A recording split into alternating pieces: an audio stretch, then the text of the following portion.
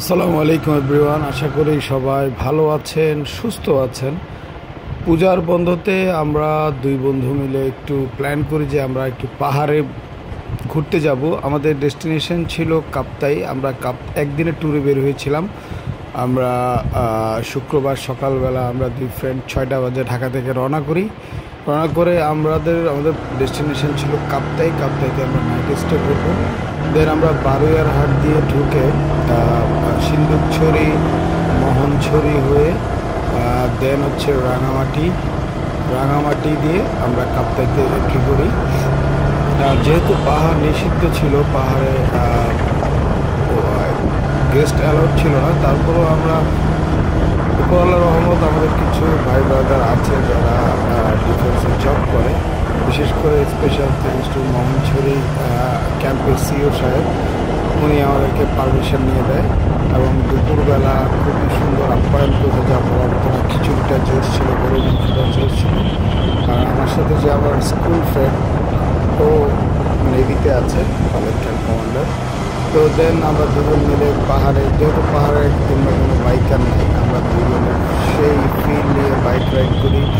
এবং এই সিন্দুকছড়ি মোহনছড়ির রাস্তাটা চিড়িয়াখানা থেকে মোস্ট অফ দ্য রাস্তাটা খুবই ভালো ছিল এবং কর্নারিংয়ের জন্য মারাত্মক ছিল।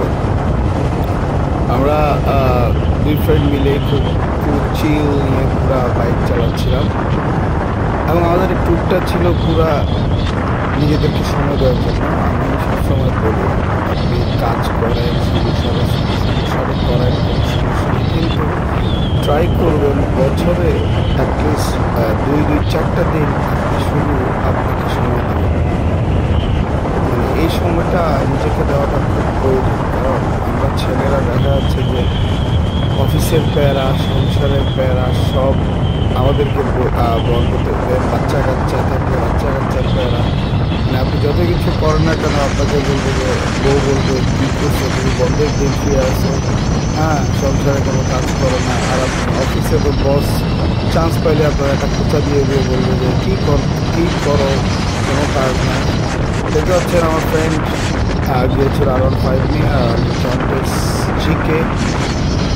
আমি এবার আসলে পাহাড়ে গিয়ে আমার ট্রেন থেকে আমি অনেক কিছু শিখলাম, কীভাবে স্পিডিং কর্নারিং করতে হয়। দেন যদি কোনো ভাঙা রাস্তা পড়ে সেক্ষেত্রে নার্ভাস হওয়া যাবে না।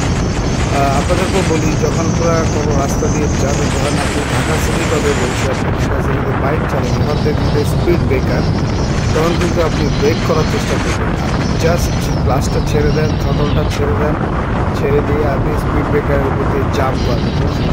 জাম্প করে আপনি যদি হ্যান্ডেলটা সুন্দর করে ধরে রাখেন, কিন্তু কোনো ঝামেলা হয়। অনেক সময় আমাদের দেশে অ্যাক্সিডেন্টটা হয়, আমরা রাস্তার গর্ত অথবা স্পিড ব্রেকার দেখাতে যে আমরা কষায় ব্রেক করার চেষ্টা করি, তো সেক্ষেত্রে আমাদের স্পিড করে আমরা কিন্তু দুর্ঘটনায় পতিত হই। আর কর্নারিংয়ের ক্ষেত্রে সবসময় আপনি মনে রাখবেন, কর্নারিংয়ের সময় আপনি জাস্ট দেখবেন যে